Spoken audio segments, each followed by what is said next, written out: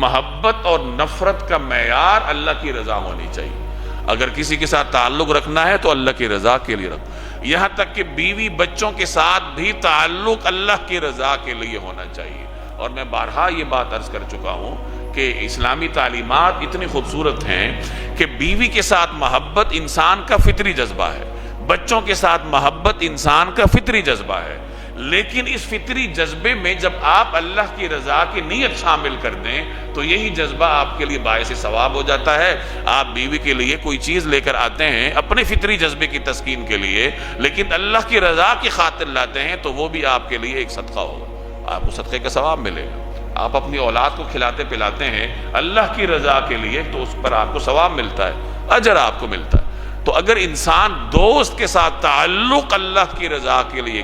رکھے تو اس تعلق پر بھی اس کو اجر ملتا ہے۔ اسی طرح اگر کسی سے دور انسان ہوتا ہے لیکن دین کی وجہ سے کہ یہ دین کے لیے مضر ہے تو میں اس وجہ سے اس سے دور ہوں، تو اس دوری پر بھی انسان کو اللہ تبارک و تعالیٰ کی بارگاہ سے اجر ملتا ہے۔